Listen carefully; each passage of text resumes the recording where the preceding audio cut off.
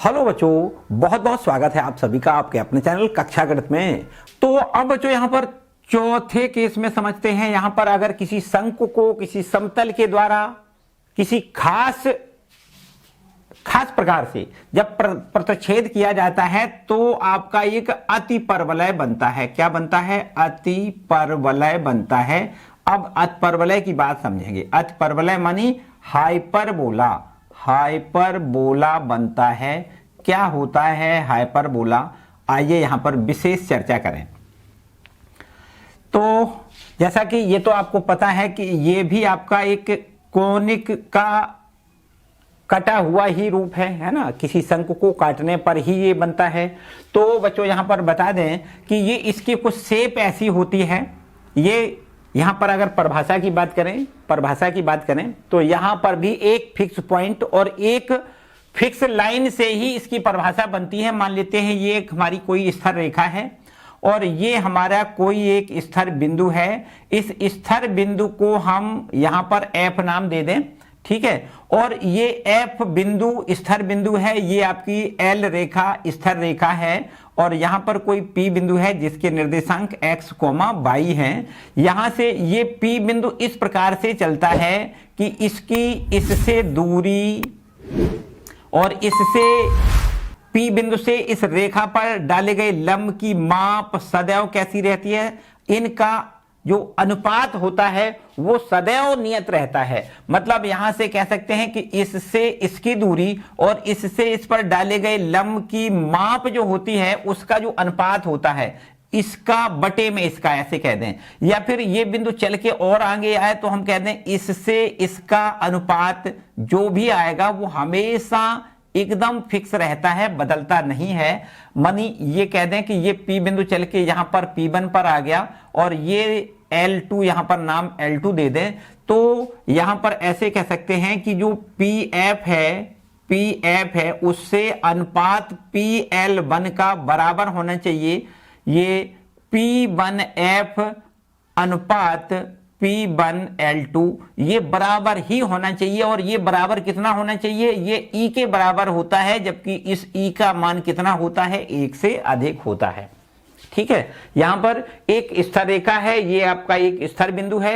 इस P बिंदु का जो बिंदु पथ होता है वो आपका अतिपरवलय कहलाता है। जबकि ये P बिंदु सदैव इस प्रकार से चलता हो कि किस स्थिर बिंदु से दूरी और स्थिर रेखा से दूरी का अनुपात सदैव समान रहता हो। और ये अनुपात कितना रहता हो? सदैव 1 से अधिक होता हो। ये भी कंफर्म बात है कि इससे इसका अनुपात जब करते हैं तब 1 से अधिक होता है और इसको ई से डिनोट किया जाता है। ये बच्चों इस बिंदु का जो बिंदु का पथ होता है बस वही आपका अतिपरवलय कहलाता है, ठीक है। दूसरे शब्दों में समझने की कोशिश करें। यहां पर एक तो परिभाषा आपकी ये हो गई। इसके बाद दूसरी परिभाषा की बात करें। दूसरी इस प्रकार से भी इसकी परिभाषा कह सकते हैं कि अगर हम कहें कि दो स्थिर बिंदु, अभी आपने दीर्घ वृत्त में भी दो स्थिर बिंदु लिए थे, है ना। दीर्घ वृत्त में भी दो स्थिर बिंदु लिए थे। यहां पर भी हम दो स्थिर बिंदु ले लेते हैं। F1 और F2 मान लेते हैं, दो स्थिर बिंदु हैं। और इसके बाद यहां पर कोई एक चर बिंदु है, यहां पर कोई चर बिंदु है जिसके निर्देशांक हम x, y लिख लें, है ना। और ये चर बिंदु इस प्रकार से चले, ये इस प्रकार से सदैव चल रहा है। देखो ध्यान से समझना बच्चों, ये इस तरीके से चल रहा है, ठीक है। इधर भी कोई ये बिंदु हो सकता है, ये इस प्रकार से चले। इसकी शेप देखो कुछ इस प्रकार से होती है, ठीक है। इस प्रकार से इसकी शेप होती है। ये है आपका F2। ये P बिंदु से इसकी दूरी और P बिंदु से F2 की दूरी का अंतर ध्यान से समझना है। P बिंदु से F2 की दूरी, P बिंदु से F1 और P बिंदु से F2 की दूरी का अंतर, जैसे ये ज्यादा है और इसमें से इसको घटा दें, या फिर ये P बिंदु चल के यहां पर आ जाए तो इसकी इससे दूरी, इसकी इससे दूरी सदैव अंतर समान मिलता है। तो इस प्रकार से हम ऐसा कह सकते हैं कि ये P बिंदु का जो बिंदु पथ होता है बस उसी को क्या कहते हैं? उसी को अतिपरवलय कहते हैं। ये P बिंदु हमारा यहां पर आ गया तो फिर इससे इसकी दूरी, इससे इसकी दूरी का अंतर निकालते हैं। यहां पर मान लेते हैं ये P बिंदु हमारा P1 पर आ गया। ये P बिंदु चल के यहां पर थोड़ी देर के लिए और आगे P3 P2 पर आ गया, तो P2 से इसका और इस बिंदु से इसका अंतर अगर निकालोगे तो अंतर वही निकलता है जो इससे इसका अंतर होता है, वही इसका इससे अंतर होता है, अंतर सदैव समान निकलता है। तो इस P बिंदु का जो बिंदु पथ होता है, बस वो बिंदु पथ आपका क्या कहलाता है? अतिपरवलय कहलाता है। ऐसा इधर भी संभव है। यहां पर देखो ये बिंदु मान लेते हैं, ये आपका बिंदु मान लेते थोड़ी देर के लिए Q है, और यहां से इसकी दूरी और यहां से इसकी दूरी है ना, यहां से इसकी दूरी। तो हम ये कहें कि अगर ये दूरियां, दोनों दूरियां, मतलब इसकी इससे दूरी, इसकी इससे दूरी, अगर दूरियों का अंतर वही मिले जो ये Q बिंदु चल के यहां पर आ जाए, तो फिर इस दूरी का और इस दूरी का अंतर वही अगर मिलता है, तो ऐसी स्थिति में हम इसको क्या कहते हैं? इस Q बिंदु के बिंदु पथ को हम क्या कहते हैं? अतिपरवलय कहते हैं। तो परिभाषा कुछ इस प्रकार कह सकते हो कि समतल में स्थित उन सभी बिंदुओं का बिंदु पथ जो सदैव इस प्रकार से चलते हों कि जिनकी दो स्थिर बिंदुओं से दूरियों का अंतर सदैव नियत रहता हो। ध्यान से समझना, अंतर सदैव नियत रहता है। जैसे इसका इससे दूरी और इसकी इससे दूरी का अंतर कर दें तो वही होना चाहिए जो इससे इसकी दूरी और इसकी इससे दूरी का अंतर मिलता है, अंतर बदले नहीं। अगर ऐसी स्थिति होती है तो इस P बिंदु का, इस Q बिंदु का जो बिंदु पथ है वो आपका क्या कहलाता है? अतिपरवलय कहलाता है। ऐसे बिंदुओं का बिंदु पथ, एक बार फिर से ध्यान से समझो, ऐसे बिंदुओं का बिंदु पथ जो सदैव इस प्रकार से चलता है कि जिसकी दो स्थिर बिंदु, ये यहां पर स्थिर बिंदु हैं, दो स्थिर बिंदुओं से दूरियों का अंतर सदैव समान मिलता हो, बदले नहीं, अचर रहे, और ध्यान से समझना है ना, उन सभी बिंदुओं का बिंदु पथ जो दो स्थिर बिंदुओं से दूरियों का अंतर सदैव नियत रहता है, ऐसे बिंदु के बिंदु पथ को हम क्या कहते हैं? अतिपरवलय कहते हैं। जो ये फिक्स पॉइंट हैं, इन फिक्स पॉइंट अर्थात स्थिर बिंदुओं को अतिपरवलय की नाभियां कहते हैं। क्या कहते हैं इसको? नाभि कहते हैं। एक ये भी आपकी नाभि है, ठीक है। और अगर इन नाभियों को आपस में मिला दिया जाए, ये नाभियों को आपस में मिला दिया जाए, तो नाभियों को मिलाने वाली रेखा को हम अनुप्रस्थ अक्ष कहते हैं। बच्चों याद रखना है, अनुप्रस्थ अक्ष किसे कहते हैं? अनुप्रस्थ अक्ष किसे कहते हैं? अनुप्रस्थ अक्ष किसे कहते हैं? ये स्थिर बिंदुओं, इस दो स्थिर बिंदुओं को आपस में मिलाने वाली जो रेखा होती है उसको क्या कहते हैं? अनुप्रस्थ अक्ष कहते हैं। और अनुप्रस्थ अक्ष का जो मध्य बिंदु होता है वो मध्य बिंदु क्या कहलाता है? मध्य बिंदु उसका केंद्र कहलाता है। मध्य बिंदु क्या कहलाता है? उसका केंद्र कहलाता है। और अनुप्रस्थ अक्ष जहां पर अतिपरवलय को काटता है, इन बिंदुओं को क्या कहते हैं? इन बिंदुओं को शीर्ष कहते हैं। ध्यान से समझो, इस बिंदु को क्या कहोगे?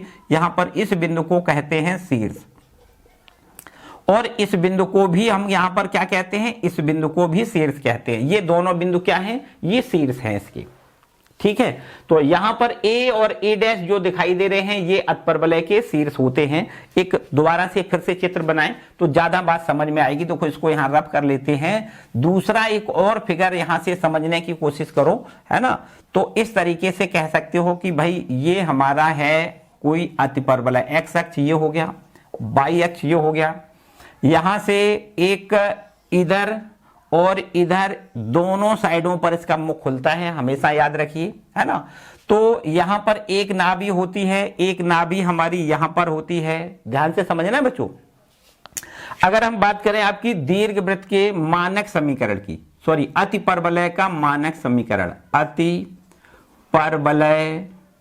का मानक समीकरण, जो अतिपरवलय का मानक समीकरण होता है वो क्या होता है? आपको याद रखना है, एक्स स्क्वायर बटे में ए स्क्वायर माइनस वाई स्क्वायर बटे बी स्क्वायर बराबर 1। यहां पर हम प्रूव करके नहीं, सीधा सीधा लिख रहे हैं, है ना। तो अतिपरवलय का जो मानक समीकरण होता है वो क्या होता है? एक्स स्क्वायर बटे A square minus Y square बटे बी स्क्वायर बराबर 1 होता है। यहां पर ये अगर मानक समीकरण की बात करी जाए, बच्चों याद रखना है, मानक समीकरण की बात करी जाए तो मानक समीकरण तभी कहलाता है जब अतिपरवलय का केंद्र कहां पर हो? मूल बिंदु पर हो। केंद्र कहां पर हो? मूल बिंदु पर। और ये आपकी नाभियां कहां पर हो? नाभियां आपकी एक्स अक्ष पर हो अथवा वाई अक्ष पर हो। फिलहाल यहाँ एक्स अक्ष की बात चल रही है। एक्स अक्ष पर नाभियां हो, मूल बिंदु से इस नाभि की दूरी यहां से यहां तक की दूरी ए कहलाती है। तो एक्स अक्ष पर है इसलिए वाई निर्देशांक को 0 लिखना है। तो एक नाभि हमारी होती है कितनी, ए कोमा 0। और बिल्कुल ठीक इसी प्रकार इस दूसरी नाभि को F2 नाम दें, दूसरी नाभि होती है माइनस ए कोमा 0 होती है। ठीक है।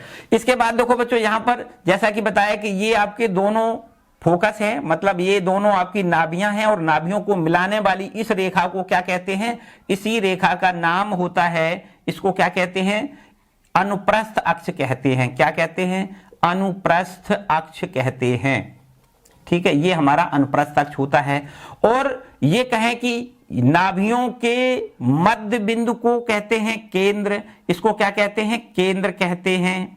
और केंद्र पर जो लंब रेखा होती है, केंद्र पर जो लंब रेखा होती है ना, एक्स अक्ष पर लंबवत रेखा खींची जाए और केंद्र से होकर जाए, इसको क्या कहते हैं, संयुग्मी अक्ष कहते हैं। इसको हम क्या कहते हैं, संयुग्मी अक्ष कहते हैं। ध्यान से समझना है, इसको क्या कहते हैं, संयुग्मी अक्ष कहते हैं। इसको क्या कहते हैं, अनुप्रस्थ अक्ष कहते हैं।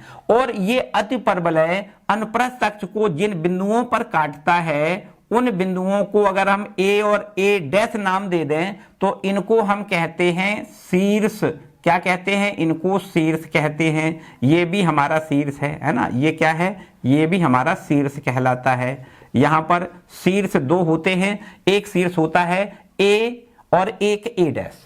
ठीक है। यहां हम एक बात और याद रखेंगे कि अगर केंद्र से, यहां केंद्र से शीर्ष की दूरी ए, हमेशा याद रखो शीर्ष की दूरी कितनी होती है, ए होती है। इसलिए शीर्ष के निर्देशांक आपको ए कोमा 0 याद रखना है। इसी प्रकार इस शीर्ष के निर्देशांक माइनस ए कोमा 0 आपको याद रखना है। ठीक है, ये कितना हो जाएगा, माइनस ए कोमा 0 हो जाएगा। ठीक है, ये ए कोमा 0 है, ये माइनस ए कोमा 0 है। ये आपका केंद्र हो गया 0 कोमा 0। इतनी बात ठीक आ रही समझ में बच्चों।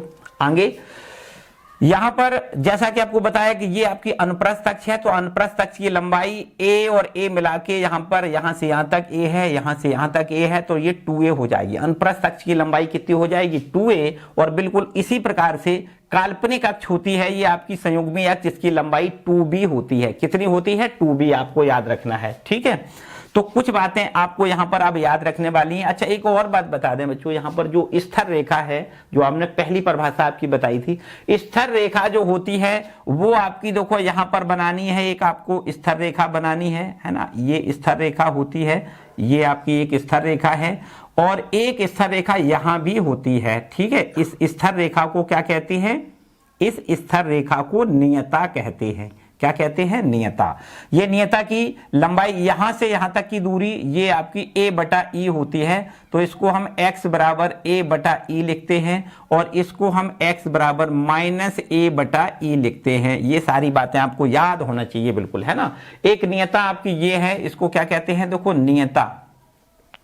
और नियता का समीकरण कितना होता है, x बराबर a बटा ई। और दूसरी ये नियता है, इसका समीकरण क्या होता है, माइनस x बराबर माइनस a बटा ई होता है। ठीक है, इसके बाद बच्चों यहां पर सारी बातें लिख लेते हैं, है ना, एक एक करके सारी बातें पहले लिख लेते हैं। यहां पर सबसे नंबर 1 पर तो आपको लिखना है, उसकी उत्केंद्रता के बारे में भी आपको लिखना है। देखो P क्या करना है, यहां पर अगर कोई P बिंदु माने तो P से इसकी दूरी और इससे इस पर डाले गए लंब की माप बराबर होती है। मतलब इसको ऐसे कह सकते हैं कि जो आपका ये PF है ना, PF यहां से इसको लिख दें PF बटे में PL1 है ना, और बराबर में इसको क्या लिख सकते हैं, E लिख सकते हैं, जो कि E का मान सदैव 1 से बड़ा होता है। इस वाले चित्र से देख लिया, ऊपर वाले से। यहां पर दूसरी कंडीशन आपको समझनी है, इसके केंद्र पहले लिख देते हैं। इस अतपरवलय के जो केंद्र होते हैं वो आपको याद रखना है 0,0 होते हैं। इस अतपरवलय का जो शीर्ष होता है वो भी आपको याद रखना है। शीर्ष कितना होता है, प्लस माइनस a,0 इसके शीर्ष होते हैं। इसके बाद में नाभियां है ना। नाभियां क्या होती हैं, नाभियां आपको याद रखनी है, नाभियां होती हैं प्लस माइनस ए कोमा 0 होती हैं। नाभियां कितनी होती हैं, प्लस माइनस ए कोमा 0 होती हैं। नाभियों के बाद की बात करें, नाभियों के बाद नियता की बात करें, नियता का समीकरण क्या होता है, नियता का समीकरण यहां पर लिख लें, नियता का समीकरण होता है x बराबर प्लस माइनस ए बटा ई, ये नियता का समीकरण होता है। ठीक है, नियता के समीकरण के बाद अब बता दो और कुछ बातें, और कुछ बातें बताओ। अनुप्रस्थ अक्ष क्या होता है, देखो अनुप्रस्थ अक्ष, अनुप्रस्थ अक्ष बराबर होता है 2a, कितना होता है अनुप्रस्थ अक्ष बराबर, अनुप्रस्थ अक्ष बराबर होता है 2a। और यहां पर और अगली बात करो तो संयुग्मी अक्ष कितना होता है, संयुग्मी अक्ष कितना होता है, संयुग्मी अक्ष बराबर याद रखिएगा 2b होता है। ठीक है, अनुप्रस्थ अक्ष की लंबाई 2a होती है, संयुग्मी अक्ष की लंबाई कितनी होती है, 2b होती है। चलिए ये भी बात बिल्कुल ठीक है। इसके बाद की बात करें कि नाभियों के बीच की दूरी कितनी होती है, देखो यहां पर आप ऐसे कोई नंबर डाल लेते हैं 8वां, और यहां पर लिखेंगे नाभियों के बीच की दूरी, नाभियों के बीच की दूरी, नाभियों के बीच की दूरी जो होती है वो क्या लिखोगे, F1 F2 के बीच की दूरी कितनी होती है, 2AE लिखनी है नाभियों के बीच की दूरी। इसके बाद यहां पर और एक पॉइंट लिख लें, नियताओं के बीच की दूरी, नियताओं के बीच की दूरी है ना, नियताओं के बीच की दूरी, नियताओं के बीच की दूरी आपको याद रखनी है। नियताएं एक ये है और एक नियता ये है, तो यहां से यहां तक a बटा ई, यहां से यहां तक a बटा ई, इसलिए इसको लिखना है 2a बटे e लिखना है। नियताओं के बीच की दूरी कितनी लिखनी है, 2a बटे e लिखनी है, ये भी ठीक है बच्चों। इसके बाद में यहां पर एक उत्केंद्रता निकालने के लिए फॉर्मूला याद रखिएगा, E बराबर होता है √1 प्लस बी स्क्वायर बटे ए स्क्वायर होता है। इसमें देखो प्लस का निशान लगाना है, जबकि आपने देखा होगा कि दीर्घवृत्त में यहां पर हम माइनस का निशान लगाते हैं, है ना, याद रखिएगा। ठीक है, उत्केंद्रता निकालने के लिए फॉर्मूला आपको याद रखना है, E बराबर √1 प्लस बी स्क्वायर बटे ए स्क्वायर, ये आपको याद रखना है, बिल्कुल ठीक है।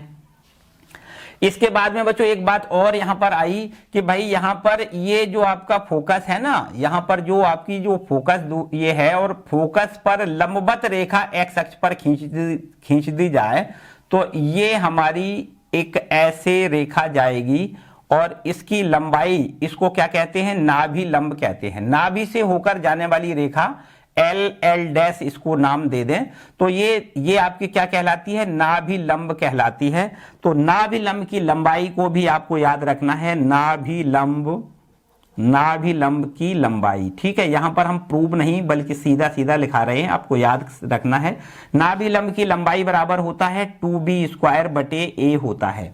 ठीक है, क्या होता है, 2b स्क्वायर बटे a होता है।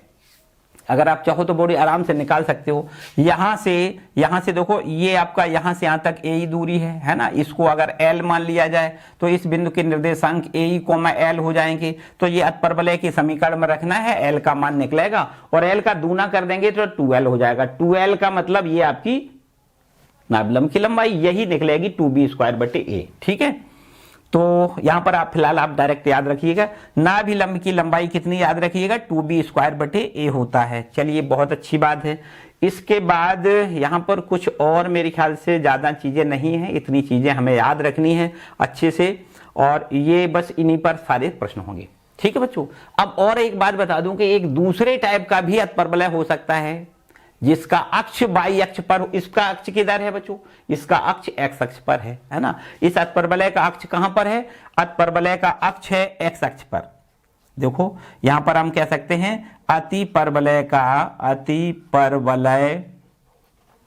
का जो अक्ष है वो क्या है, एक्स अक्ष है। ठीक है, एक्स अक्ष है, इसका अक्ष एक्स अक्ष है। अगर इसका समीकरण पूछा जाए तो आपको y बराबर 0 लिखना है। ठीक है, यहां पर अब हम एक दूसरा अतपरवलय बनाएंगे, उसका नाम है संयुग्मी अतपरवलय। बच्चों इतना आप यहां पर नोट कर लो, सारे प्रश्न बिल्कुल एकदम हलवा तरीके से कंप्लीट हो जाएंगे। ठीक है, इतना आप पहले नोट करो, अतपरवलय के लिए इतनी बातें नोट करें। और आगे अब आपको संयुग्मी अतपरवलय पढ़ना है। क्या पढ़ना है, संयुग्मी अतपरवलय। ठीक है, तो अब इसको हम रब कर लेते हैं। संयुग्मी अतपरवलय, हालांकि यही सब कुछ चीजें हमें उसमें भी निकालनी होंगी, केवल यहां पर इसका डायग्राम रब करके दूसरा डायग्राम बना देते हैं। देखो संयुग्मी अतपरवलय के लिए क्या क्या करना है, यहां पर ध्यान से समझना है। संयुग्मी अतपरवलय, ठीक है, ये आपका अतपरवलय का जो समीकरण होगा, संयुग्मी अतपरवलय का जो समीकरण होगा वो ध्यान से समझो क्या होगा। संयुग्मी अतपरवलय का समीकरण संयुग्मी अतिपरवलय है ना, संयुग्मी अतपरवलय। तो संयुग्मी अतपरवलय का जो समीकरण होगा, संयुग्मी अतपरवलय का जो समीकरण होगा उसको हम कुछ इस प्रकार से बनाएंगे। देखो ये एक्स अक्ष है, ये हमारा वाई अक्ष है, और यदि इसको इस प्रकार से लिखें, ये इसकी रचना इस प्रकार से करें, देखो है ना, ये इस प्रकार से आपको बनाना है, ठीक है, इस तरीके से। तो ये हमारा संयुग्मी अतपरवलय होता है, और संयुग्मी अतपरवलय का समीकरण आपको यहां पर देखो थोड़ा सा बदला हुआ, एक्स स्क्वायर बटे ए स्क्वायर, यहां पर ये माइनस का होता है, प्लस में वाई स्क्वायर बटे बी स्क्वायर बराबर में एक। अगर ऐसा आपको अतपरवलय मिलता है तो हम ये कहेंगे कि इसका अक्ष वाई अक्ष पर होगा, है ना, इसके मुख किधर खुलेंगे, वाई अक्ष पर खुलेंगे, इस तरीके से अगर हो। या फिर इसको ऐसा भी लिखा जा सकता है कि एक्स स्क्वायर बटे में ए स्क्वायर, माइनस से सब में मल्टीप्लाई कर दें तो एक्स स्क्वायर बटे ए स्क्वायर माइनस में हो जाएगा वाई स्क्वायर बटे बी स्क्वायर बराबर में -1, यहां ऐसा लिख सकते हो, है ना। अगर ऐसा अतपरवलय आपको मिल रहा है तो इसका अक्ष जो है वो कैसा है, वाई अक्ष पर है। तो इस तरीके से आपको यहां पर सारी बातें बदल जाएंगी। यहां पर देखो ये इस पर वाई अक्ष पर ही इसके, वाई अक्ष पर ही इसकी ये शीर्ष, ये क्या नाम, शीर्ष इसके वाई अक्ष पर हो जाएंगे, इसकी नाभियां भी वाई अक्ष पर हो जाएंगी, और ये आपके देखो ये दोनों ये क्या होंगी, ये नियताएं, है ना। नियताएं आपको क्या कैसी मिलेंगी, एक्स अक्ष के समांतर, ये नियताओं के समीकरण मिल जाएंगे। तो यहां पर देखो ये तो इसका केंद्र हो जाएगा, वो तो वही बात है पुरानी, 0,0 इसका केंद्र होगा, है ना। ये इसकी नाभि होगी, नाभि कितनी होगी याद करो, देखो ध्यान दें, यहां पर क्योंकि नाभि है वाई अक्ष पर, तो वाई अक्ष पर एक्स निर्देशांक 0 होता है, और वाई निर्देशांक आपको कितना लिखना है, बीई लिखना है। यहां पर 0,-BE लिखना है, ठीक है। तो नाभियां कितनी हो जाएंगी, 0,+-BE हो जाएंगी। उसमें कितनी थी, AE,0 +-AE,0, यहां पर कितनी लिखनी है, 0,BE लिखनी है, 0,-BE लिखनी है, ठीक है। और यहां पर देखो ये आपकी एक नियता है, एक नियता ये है, तो इस नियता का समीकरण लिखना है, देखो y बराबर में b बटा में e लिखना है, और इसका समीकरण लिखना है y बराबर में -b बटा e लिखना है, ठीक है। ये नियता के समीकरण लिखने हैं। और इसके बाद की बात करें, चलो इतनी बात है, पहले ये शीर्ष की बात करो, तो यहां पर देखो शीर्ष है हमारा 0,b लिखना है, और इस शीर्ष को लिखना है 0,-b लिखना है। इतनी बातें पहले यहां लिख लेते हैं, ठीक है। यहां पर देखो, यहां केंद्र तो 0,0 लिखना है, शीर्ष को पलट दें, शीर्ष कितना लिख दें, शीर्ष यहां पर लिखेंगे 0,+-b लिखना है। नाभियां कितनी लिखनी है, देखो नाभियां कितनी लिखनी है, तो नाभियां लिखनी है 0,+-BE, ये आपकी नाभियां हो जाएंगी। इसके बाद यहां देखो नियता का समीकरण, नियता कितनी है, देखो y बराबर b बटे e, और y बराबर -b बटे e, मतलब यहां पर नियता का समीकरण लिखना है y बराबर, क्या लिखना है, y बराबर +-b बटा e लिखना है, ठीक है। ये हो गया नियता का समीकरण। अनुप्रस्थ अक्ष यहां पर देखो क्या होगी, अनुप्रस्थ अक्ष ये होती है, ये आपकी अनुप्रस्थ अक्ष, यहां इससे यहां तक की लंबाई, इस शीर्ष से इस शीर्ष तक की लंबाई को क्या कहते हैं, अनुप्रस्थ अक्ष कहते हैं। इसकी लंबाई कितनी होती है, 2a होती है ना। अनुप्रस्थ अक्ष की लंबाई कितनी हो जाएगी, 2b, है ना। और संयुग्मी अक्ष की लंबाई कितनी हो जाएगी, 2a हो जाएगी। संयुग्मी अक्ष क्या होती है, ये जो काल्पनिक अक्ष होती है, ठीक है, ये आपकी हो जाएगी अनुप्रस्थ अक्ष, और ये हमारी संयुग्मी अक्ष हो जाएगी। संयुग्मी अक्ष की लंबाई 2a लिखनी है, ठीक है। अच्छा भाई, नाभियों के बीच की दूरी समझो, देखो ये एक नाभि ये है, एक नाभि ये है, इनके बीच की दूरी BE और इधर BE, तो दोनों को जोड़ के यहां पर लिखनी है 2BE। नाभियों के बीच की दूरी हो जाएगी 2BE। और इसी प्रकार नियताओं के बीच की दूरी देखो, यहां पर एक नियता यहां से यहां तक की दूरी है B/E और यहां से यहां तक की ये दूरी है B/E, तो दोनों को जोड़ो तो यहां पर हो जाएगा 2B/E। ठीक है, ये नियताओं के बीच की दूरी हो जाएगी। और उत्केंद्रता के लिए भी ये सूत्र पलट जाएगा, E बराबर √1 प्लस A² / B² लिखना है। यहां पर क्या लिखना है, A² / B² लिखना है। ठीक है, ये सब संयुग्मी अतपरवलय के लिए आपको ऐसा करना है। ठीक है, नाभ लंब की लंबाई भी बदल जाएगी, 2A² / B लिखनी है। यहां पर 2B² / A है ना, इसको पलट के 2A² / में क्या लिखना है, B। तो ये नाभिलंब की लंबाई हो जाएगी 2A² / B। और ये अतिपरवलय का जो अक्ष हो जाएगा वो क्या हो जाएगा, बाई अक्ष हो जाएगा, है ना। बाई अक्ष आपका, ये अक्ष इसका क्या हो जाएगा, बाई अक्ष। आप देख पा रहे हो ना, ये वाला अक्ष इसका अनुप्रस्थ अतपरवलय का अक्ष कहलाएगा। ठीक है बच्चों, तो इस तरीके से ये संयुग्मी अतपरवलय को पहले तो आप पहचानो अच्छे से, है ना। प्रश्न जब मिलेगा तो आपको पहचानना होगा कि हमारा जो अतपरवलय है वो आपका क्षैतिज अतपरवलय है या फिर ये ऊर्ध्वाधर वाला है ना। उसको क्या कहते हैं, संयुग्मी अतपरवलय कहते हैं, ऊर्ध्वाधर नहीं कहते, इसको क्या कहते हैं, संयुग्मी अतपरवलय कहते हैं। ठीक है, तो बस ये आपको देखना है कि परवलय का कौन सा रूप है, अतपरवलय का कौन सा रूप है। जो भी रूप आपको दिखाई दे रहा है उसी अनुरूप आपको ये फॉर्मूले याद करके लगाना है। ठीक है, आसान से प्रश्न है। चलो यहां पर कुछ प्रश्न कर लेते हैं अब, है ना। इससे रिलेटिव कुछ प्रश्न कर लेते हैं जो कि आपकी NCERT बुक की 11.4 एक्सरसाइज के होंगे। ठीक है, तो उनको यहां पर हम करेंगे। पहले देखो, इसको रब कर लेते हैं। तो यहां बच्चों देखते हैं कि प्रश्न लिखता है अतिपरवलय x² / 16 - y² / 9 बराबर 1 के शीर्ष नाभियों के निर्देशांक, उत्केंद्रता और नाभि लंब जीवा की लंबाई यहां पर ज्ञात करवाई गई है। सारी बातें पूछ दी गई हैं, बिल्कुल ठीक है, एक ही से सारी बातें निपट रही हैं। यहां पर ऐसा कहा गया है कि जो हमारा ये अतिपरवलय का समीकरण दिया गया है, उस अतिपरवलय के समीकरण से हमें क्या करना है, इस अतिपरवलय के शीर्ष ज्ञात करना है, इसकी नाभियां ज्ञात करनी है, उत्केंद्रता ज्ञात करनी है और नाभि लंब जीवा की लंबाई ज्ञात करनी है। तो यहां पर आप देख सकते हो, ये हमारा जो अतिपरवलय का समीकरण लिखा है x² / 16 - y² / 9 बराबर 1, ये हमारा बिल्कुल एकदम मानक समीकरण है कि नहीं।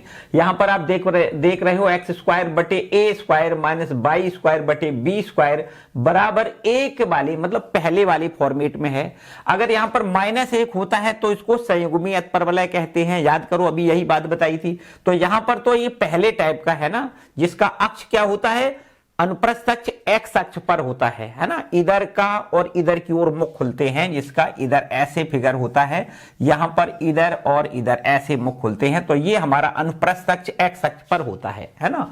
ये यहां से यहां तक, यही तो अनुप्रस्थ अक्ष होता है ना। ये हमारा इस टाइप का अतिपरवलय है। ठीक है, जिसकी नाभियां x अक्ष पर होंगी, जिसकी शीर्ष x अक्ष पर होंगे, इस टाइप का हमारा ये अतपरवलय है। तो यहां से हमें तुलना करनी है x² / A² - y² / B² बराबर 1 से यहां हमें तुलना करनी है। और तुलना करने के बाद हमें a और b के मान मिल जाएंगे। यहां देखो, तुलना करने से a² का मान 16 मिलेगा, a² का मान 16, तो यहां से a की वैल्यू हम 4 लिख पाएंगे। और इसी प्रकार बिल्कुल b² की वैल्यू यहां से हमें 9 दिखाई दे रही है, तो अब b की वैल्यू यहां से हमें 3 मिल जाएगी। ठीक है, तो अब पहला काम तो यह है कि हमें शीर्ष ज्ञात करना है। तो शीर्ष चूंकि हमने बताया x अक्ष पर है, तो x अक्ष पर y निर्देशांक 0 होता है ना। a,0 इसके शीर्ष होते हैं और इधर -a,0 होते हैं। तो यहां पर हम सीधा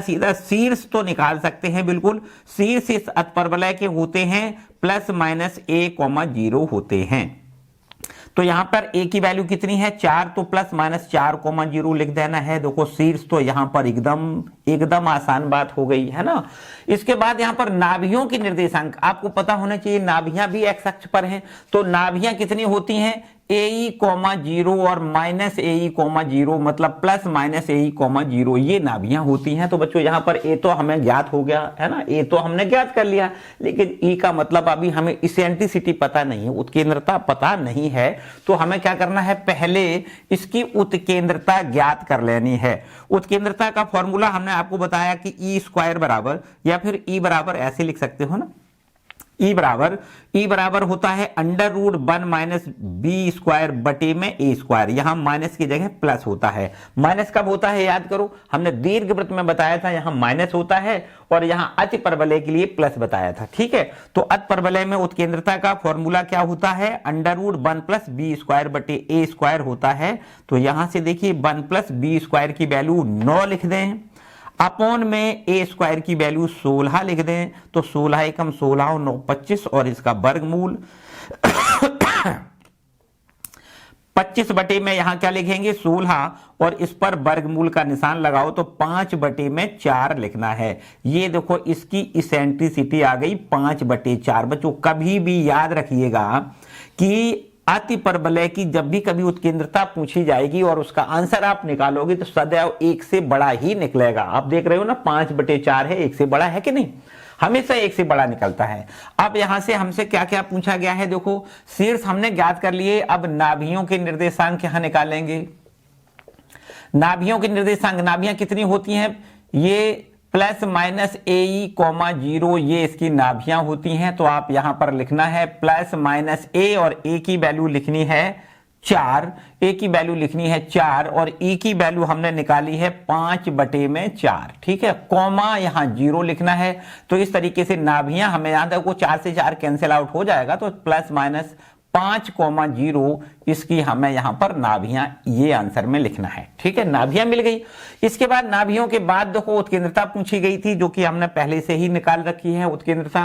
अब केवल नाभिलंब जीवा की लंबाई और निकाल लेनी है, नाभिलंब जीवा की लंबाई। ठीक है, नाभिलंब जीवा, तो नाभिलंब जीवा की लंबाई को हम लिखते हैं 2b स्क्वायर बटे ए लिखते हैं, है ना, 2b स्क्वायर बटे ए लिखते हैं। और यहां से देखो 2b स्क्वायर की वैल्यू हम कितनी लिखेंगे, 9 लिखेंगे। b स्क्वायर का डायरेक्ट मान 9 लिखेंगे, है ना, तो यहां लिखते हैं 9, और बटे में a, और a की वैल्यू यहां पर कितनी है 4, तो यहां से 4 लिखना है। 2 एकम 2, 2 दूनी 4, यहां से हम 9 बटे 2, ये हमारी नाभिलंब जीवा की लंबाई हो जाएगी। करेक्ट है बच्चों, तो इतनी बात तो मेरे ख्याल से समझ में आई गई होगी। यहां पर तो किसी प्रकार की कोई समस्या नहीं।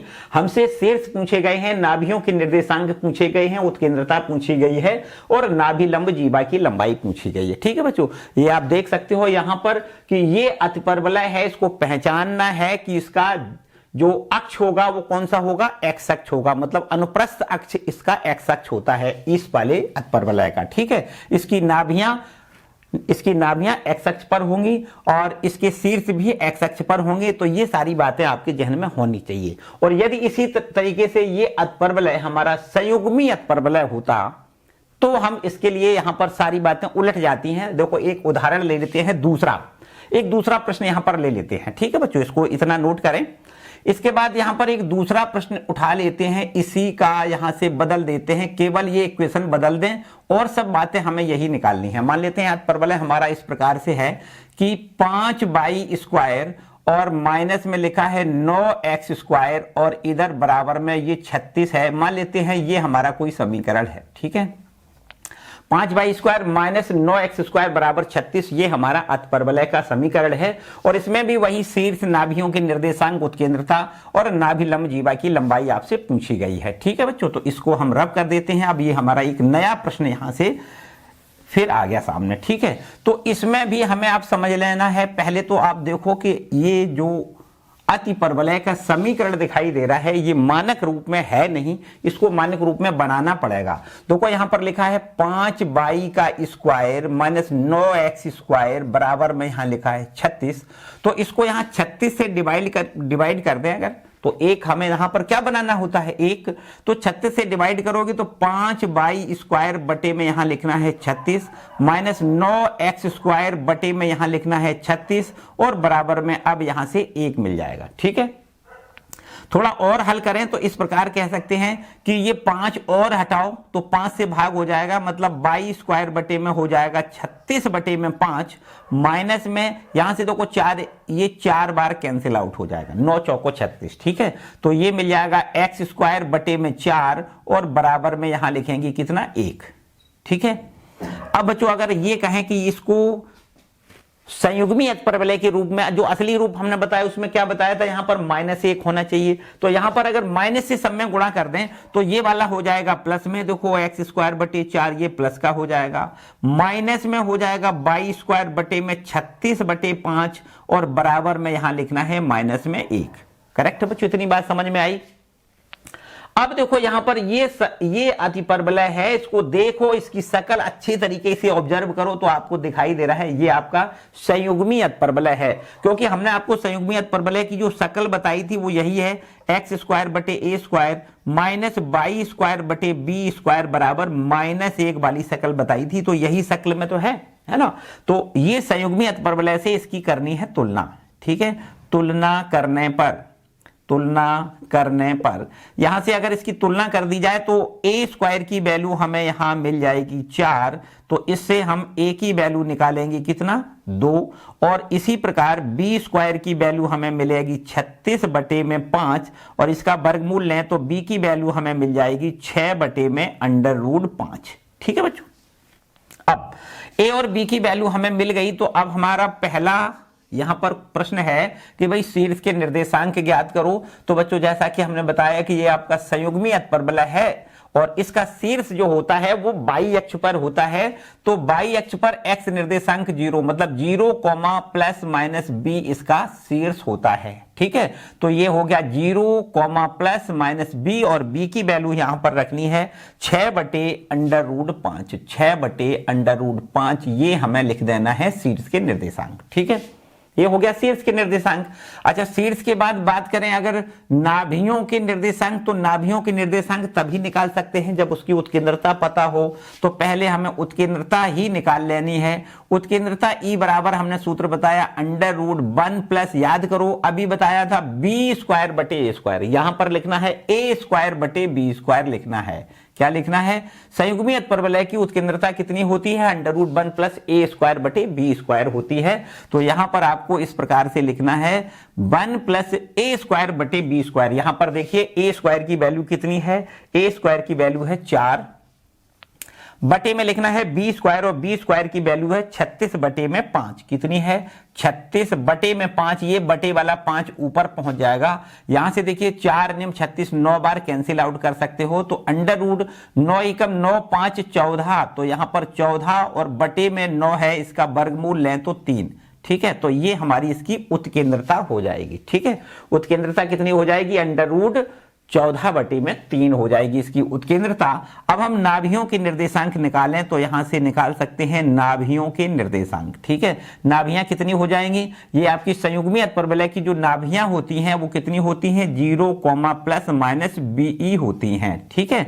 तो यहां देखिए 0, ±be, बी की वैल्यू कितनी रखनी है, बी की वैल्यू रखनी है 6 बटे में √5 इंटू ई की वैल्यू कितनी रखनी है √14 बटे में 3 लिखनी है। तो इस तरीके से हम कह सकते हैं कि इसकी नाभियां हमें मिलेंगी 0, प्लस माइनस यहां पर देखो 3 एकम 3, 3 दूनी 6, 2 बार कैंसिल आउट हो जाएगा, तो 2 इंटू √14 बटे में 5, ठीक है। क्या लिख सकते हैं, ऊपर 14 पर भी अंडर है, 5 पर भी अंडर है, इसलिए यहां पर दोनों का एक साथ अंडर लगा सकते हो, ठीक है।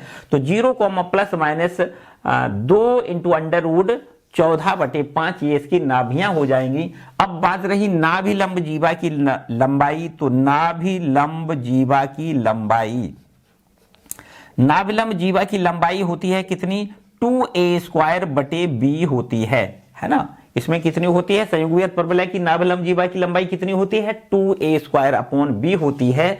तो यहां पर हम 2 और a स्क्वायर की वैल्यू लिखेंगे। देखो a स्क्वायर की वैल्यू है 4, तो यहां से हम 4 लिखेंगे और बटे में नीचे b और b की वैल्यू कितनी लिखेंगे 6 बटे में √5 और ये √5 कहां ऊपर पहुंच जाएगा। ठीक है, इसको हम 2 से 3 बार डिवाइड कर लें और नाभिलंब जीवा की लंबाई 4 √5 बटे में 3, ये हमें इसका आंसर लिखना है। ठीक है बच्चों, तो इस तरीके से हमने यहां पर संयुग्मी अतपरवलय के लिए भी यही सारी बातें जो उस पहले वाले प्रश्न में पूछी गई थी वही सब कुछ इसमें पूछा गया है। ठीक है, तो अगर संयुग्मी अतपरवलय होता है, ध्यान से समझिएगा, अगर संयुग्मी अतपरवलय होता है तो उसके लिए ये फॉर्मेट है ना, x² बटे a² माइनस y² बटे b² बराबर -1 होता है। ठीक है, और यहां से तुलना करने पर हम a² और b² की वैल्यू निकालेंगे और उसकी मदद से हम शीर्ष निकालेंगे 0, ±b, है ना, ये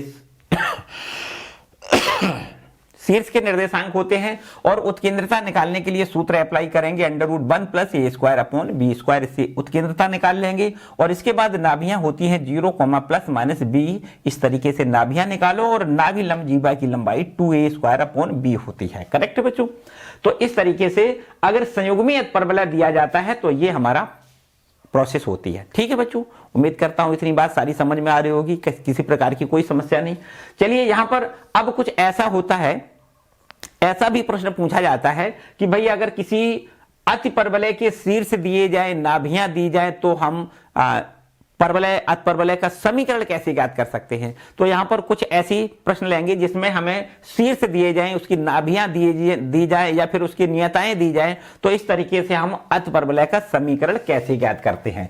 चलिए अगले प्रश्न की ओर बढ़ते हैं। तो यहां बच्चों इस प्रश्न में कहता है अतिपरवलय का यहां पर समीकरण बताइए, जबकि यहां पर इसके शीर्ष दिए गए हैं +-2,0 और इसकी नाभियां दी गई हैं +-3,0। यहां पर हमें शीर्ष और इसकी नाभियां दी गई हैं, उसकी मदद से हमें क्या करना है, अतिपरवलय का समीकरण ज्ञात करना है। समझते हैं कैसे करना है। यहां पर ये जो शीर्ष दिए गए हैं उनको पहले समझो। शीर्ष दिए गए हैं, वो शीर्ष कहां पर है, तो बच्चों शीर्ष देखने से पता चल रहा होगा कि ये x निर्देशांक है, y निर्देशांक 0 है, इसका मतलब शीर्ष x अक्ष पर है।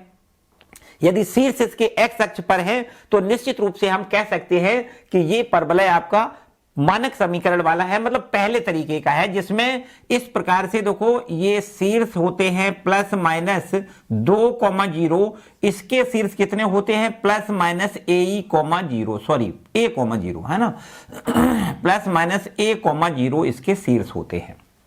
ठीक है, इसके शीर्ष कितने होते हैं +-a,0 इसके शीर्ष होते हैं। यहां से अगर इसकी तुलना करके हमें तुलना करने पर a की वैल्यू निकालें तो यहां से a की वैल्यू हमें 2 मिल जाएगी। यहां से a की वैल्यू कितनी मिलेगी 2। इसी प्रकार बिल्कुल यहां नाभियां आप देख सकते हो, नाभियां जो दी गई हैं उन नाभियों को भी आप देख के पता लगा सकते हो कि नाभियां कहां पर हैं, x अक्ष पर हैं। तो x अक्ष पर अगर नाभियां होती हैं तो नाभियां कितनी लिखते हैं +-a,0 लिखते हैं। और यहां से अगर इसकी तुलना कर दें, तुलना करने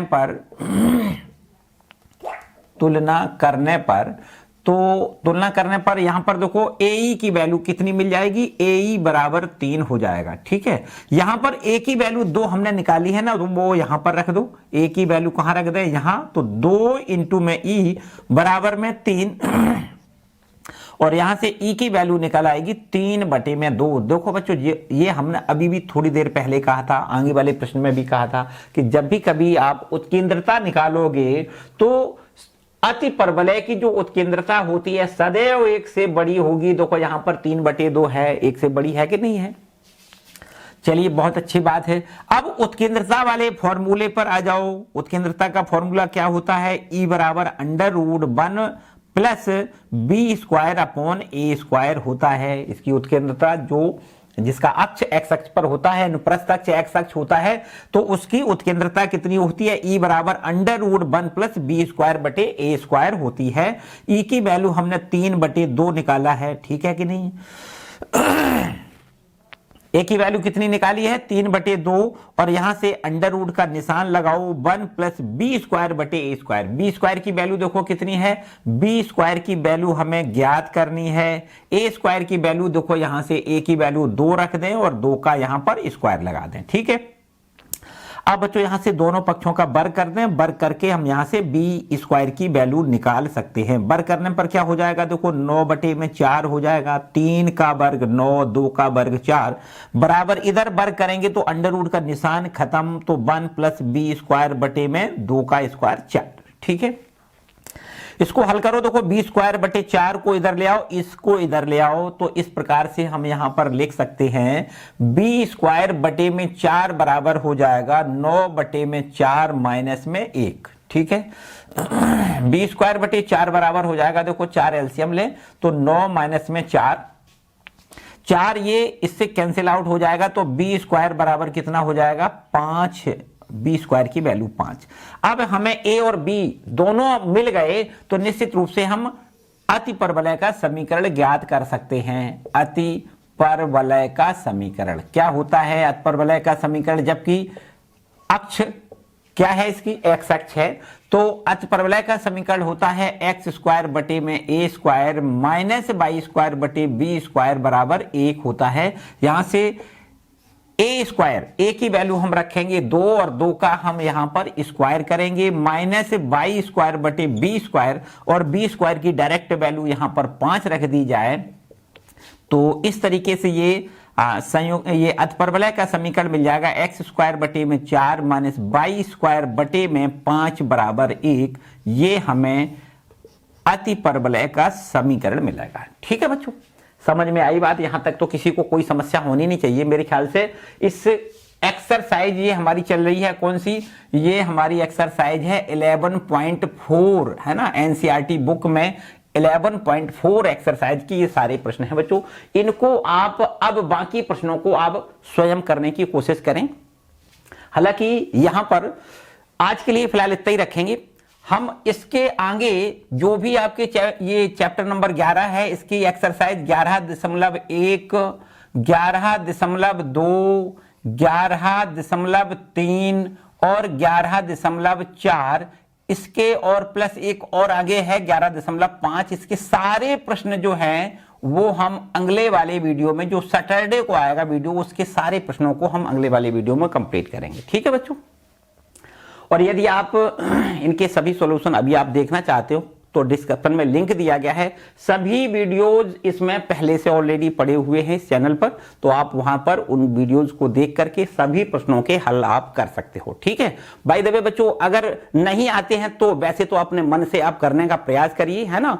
तो ये सब कुछ अगर आपने कॉन्सेप्ट क्लियर कर लिया है तो मेरे ख्याल से फिर किसी प्रकार की कोई समस्या नहीं आएगी, आप बिल्कुल निश्चित रूप से कर सकते हो, आत्मविश्वास रखिए। ठीक है बच्चों, तो आज के लिए फिलहाल इतना ही रखते हैं, मिलते हैं अगले वीडियो में। तब तक आप इसको पूरा अच्छा तरीके से आपको कंप्लीट करना है ना, किसी प्रकार की कोई गफलत नहीं करना है। जैसा कि हमने बताया, ये सारे प्रश्न, इन 5 एक्सरसाइज के सारे प्रश्न अगले वाले वीडियो में हम लोग कंप्लीट करेंगे। ठीक है बच्चों, तो आज का ये वीडियो आपको कैसा लगा, इसकी भी सलाह, इसकी भी राय हमें अपने कमेंट सेक्शन में जरूर दें। ठीक है, और वीडियो अच्छा लगा है तो लाइक करें, चैनल पर नए आए हैं तो चैनल को भी सब्सक्राइब करें। ठीक है, मिलते हैं अगले वीडियो में। खुश रहो, मस्त रहो, पढ़ते रहो, बाय बाय।